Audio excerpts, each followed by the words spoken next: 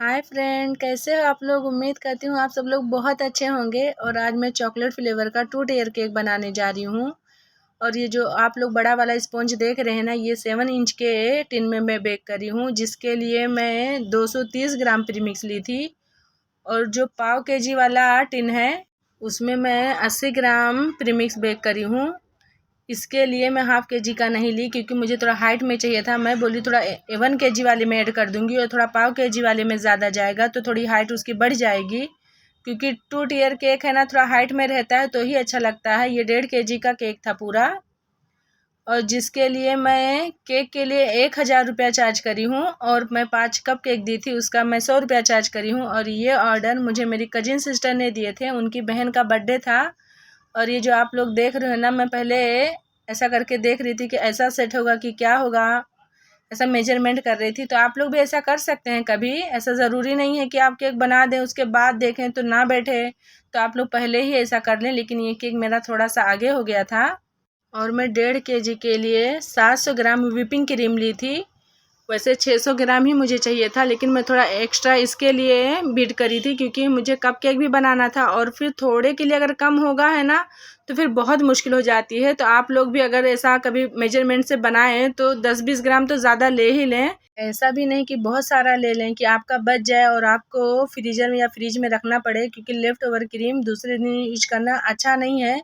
उतनी फिनिशिंग तो बिल्कुल भी नहीं आती है। आप खाली बीच के लेयर में ही रख सकते हैं, और कभी उसका टेस्ट अच्छा आता है, कभी बिल्कुल भी नहीं आता है। और ये देखिए, मैं दूसरा लेयर रख दी हूँ और उसको भी अच्छे से सोकिंग कर रही हूँ। और व्हिपिंग क्रीम में मैं हर लेयर में एक्स्ट्रा चॉकलेट ही डाली हूँ, क्योंकि मुझे टेस्ट में बेस्ट चाहिए था।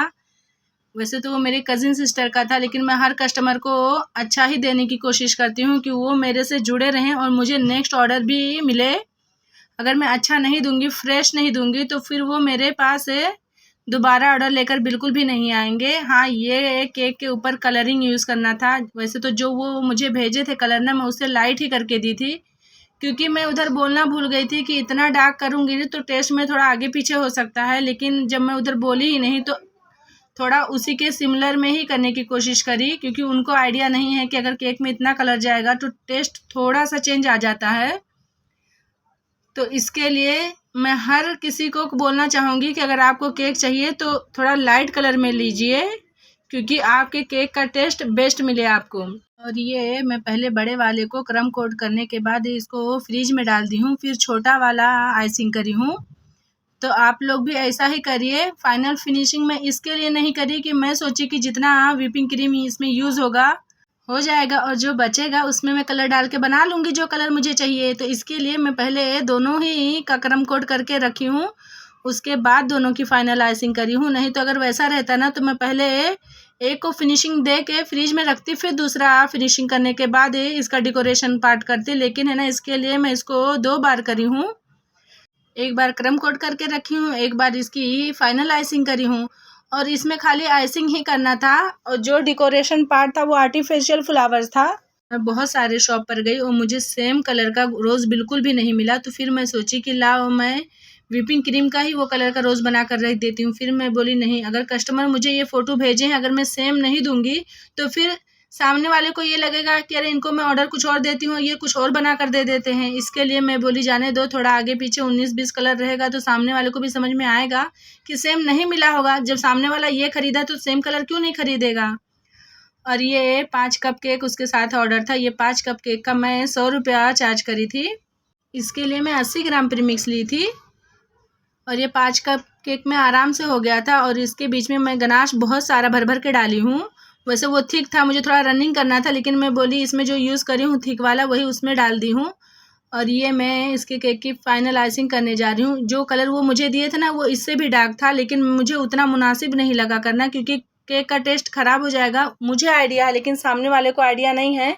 इसके लिए मैं बोली सिस्टर ही तो है, समझ ही जाएंगी, उतना दिक्कत नहीं पड़ेगा। और ये मैं अपने केक की फाइनल आइसिंग करी हूँ, और दोनों की ही करी हूँ, इसलिए आपको 4 बार वो स्टेप देखना पड़ेगा। एक बार क्रम कोट करने के बाद, एक बार फाइनल आइसिंग करने के बाद। और इसी के वजह से मेरी वीडियो काफ़ी लंबी हो गई है। बहुत सारा कट पिट करने के बाद फिर मेरा ये 10 मिनट की वीडियो तैयार हुई है। तो अगर जिसको केक सीखना रहेगा ना वो ज़रूर सारे स्टेप देखेगा, और अगर जिसको नहीं सीखना रहेगा, खाली डिज़ाइन से मतलब रहेगा, वो तो मेरे थंबनेल पे ही देख लेंगे, क्योंकि मैं थंबनेल पे ज़रूर लगाऊंगी।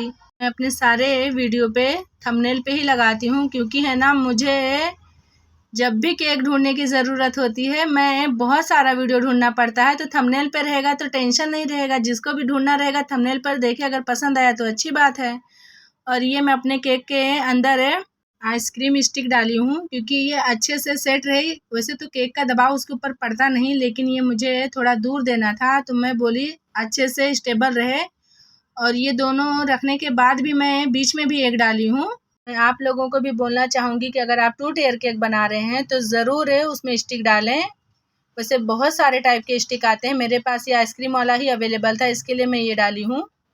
और आपके पास जो रहे आप वो डालो, पेपर का भी आता है, प्लास्टिक वाला भी आता है, जो आपके नियर में मिलता है आप वो डालें। और ये पूरा प्लेन रखना था, इसके लिए मुझे इसकी आइसिंग अच्छे से करनी थी, क्योंकि अगर आगे पीछे आइसिंग रहेगी ना तो केक का लुक अच्छा नहीं आता है। तो चाहे प्लेन रहे, चाहे कोई डिज़ाइन बनाना रहे, लेकिन आप फाइनल आइसिंग एकदम ही अच्छा करके दें। शुरुआती दौर में ना मुझसे इतनी अच्छी फिनिशिंग नहीं होती थी। जो मेरी वीडियो शुरू से देखे होंगे उनको पता चल रहा होगा ये चीज़। वैसे मैं पहले भी 1 साल केक बनाती थी, लेकिन उतना ऑर्डर का नहीं बनाती थी, घर का बनाती थी, इसलिए हाथों में फिनिशिंग नहीं आई थी। और ये कपकेक में मैं डिज़ाइन बना के रख दी हूँ। इन-1 नोज़ल से रोज़ बना दो ना, फट से हो जाता है। जो बिगिनर है ना उनके लिए ये नोज़ल तो एकदम ही अच्छा है। कोई भी डिज़ाइन बनाओ अच्छा ही बनेगा, कैसा भी आड़ा-टेढ़ा निकलेगा ना, लेकिन डिज़ाइन तो अच्छी ही बनती है। ये मैं ऊपर से स्प्रिंकल कर दी हूँ। केक में भी ये वाला स्प्रिंकल यूज़ हुआ है ना, इसके लिए मैं इसमें भी करी हूँ, नहीं तो शायद मैं नहीं करती, क्योंकि मुझे स्प्रिंकल है ना उतना पसंद नहीं है पर्सनली, बड़े वाले, क्योंकि ना बहुत टाइट रहते हैं। केक के बीच में आते हैं ना तो केक का टेस्ट ख़राब करते हैं। लेकिन जो डिज़ाइन मुझे भेजे थे ना उसमें ये बहुत सारे स्प्रिंकल डाले थे। और ये केक मैं उसके ऊपर शिफ्ट कर दी हूँ, और एकदम ईज़ी है, लेकिन उसके लिए आपको 2 प्लेट नाइफ़ लगेगा। तो मैं एक छुरी का यूज़ करी हूँ और एक प्लेट नाइफ़ का करी हूँ। अगर आपके पास 2 प्लेट नाइफ़ है तो आप दोनों से ही करिए, छुरी की ज़रूरत नहीं है, लेकिन मेरे पास एक ही प्लेट नाइफ़ है। और ये मैं बॉर्डर दे दी हूँ, बीच में भी दी हूँ और नीचे भी दी हूँ पल्स वाला। ये है ना बहुत ही अच्छा लगता है। अगर इस पे आप है ना स्प्रे कर देंगे ना, गोल्डन या सिल्वर जो भी थीम का आप केक बना रहे हैं ना, तो बहुत ही सुंदर लगता है। ऐसा लगता है ना जैसे मोती चमक रहा है। तो ये थीम मतलब वाइट टाइप में था, इसमें जो स्प्रिंकल पड़े थे वो वाइट थे, इसके लिए मैं इसमें सिल्वर स्प्रे करी हूँ। गोल्डन सूट ही नहीं करता। आपके केक के अकॉर्डिंग जो भी सूट करे आप वो वाला ज़रूर बनाएं। एक बार बना कर देखेंगे ना तो आप बोलेंगे सच में कि हाँ बहुत ही सुंदर दिखता है। और उसमें आर्टिफिशियल फ्लावर यूज़ हुए थे, तो इसके लिए मैं इसमें आर्टिफिशियली फ्लावर लगाई हूँ। और ये जो आपको फूल खिला हुआ दिख रहा है ना, ऐसा रहता नहीं है। इसको है ना पत्ती पीछे के साइड में मोड़ना पड़ता है, फिर ये ऐसा खिला-खिला सा रहता है। अगर आप कभी शॉप पे लेने जाएँगे ना तो वो एकदम छोटा-छोटा सा ही आपको दिखेगा, लेकिन काफ़ी बड़े बनते हैं। तो 2 ऊपर लगाई हूँ और 2 नीचे लगाई हूँ, लेकिन उसमें ना 3-3 लगा हुआ था। लेकिन वो है ना केक 3-4 केजी से तो कम का नहीं रहा होगा, क्योंकि 3 फ्लावर्स एक जगह पे लगे हुए थे, फिर भी काफ़ी हाइट थी उसकी, और मेरा तो 2 में ही भर गया था। तो इसके लिए मैं है ना 3 लगा देती ना तो ओवर हो जाता है, इसके लिए 2 पे ही रोक दी हूँ। और ये साइड में ना पंखुड़ी टाइप का कुछ मिलता है, आप लोग क्या बोलते हैं उसको, क्या बोलना चाहिए मुझे आइडिया नहीं है, वो भी साइड में लगा दी हूँ। और ये देखिए उसमें 2 टाइप का स्प्रिंकल किया हुआ था, इसके लिए मैं भी 2 टाइप का करी हूँ। लेकिन अगर वो डिज़ाइन इस टाइप का नहीं भेजे होते ना तो मैं ये बिल्कुल भी नहीं करती, क्योंकि इतने सारे स्प्रिंकल तो लुक वाइज में अच्छे लग सकते हैं, लेकिन खाने में ना उतने अच्छे नहीं लगते हैं। लुक तो इसका भी बहुत सुंदर आया था, आप आगे तक ज़रूर देखना। और कपकेक भी मैं इसी बोर्ड पे लगाई हूँ। ये 1.5 केजी का बोर्ड मैं यूज़ करी हूँ इसके लिए, क्योंकि 1.5 केजी का केक था ना तो इसमें 1.5 केजी का ही बोर्ड लगेगा। आप इससे बड़ा भी ले सकते हैं, ऐसा कोई बात नहीं है। और इसके लिए है ना 2 बॉक्स लगता है, क्योंकि ये हाइट में रहता ना, एक बॉक्स में ये बिल्कुल भी नहीं आएगा। तो पैकिंग करने के लिए मैं इसमें 2 बॉक्स यूज़ करी थी। और ये सारे स्प्रिंकल करने के बाद मैं ऊपर हैप्पी बर्थडे का टैग लगाई हूँ। और नाम है ना मैं बाद में लिखी थी, मंतशा नाम था। तो मैं मैसेज करी तो बोले मंतशा नहीं मानू लिखना, क्योंकि हम लोग प्यार से मानू बोलते हैं।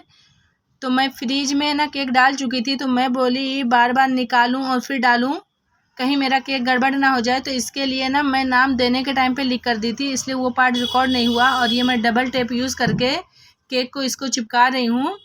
और इसका ये फाइनल लुक ज़रूर बताना कि कैसा है। अगर आप लोगों को पसंद आएगा तो लाइक शेयर और सब्सक्राइब करना मत भूलना, और एक कमेंट तो प्लीज़ छोड़ ही देना।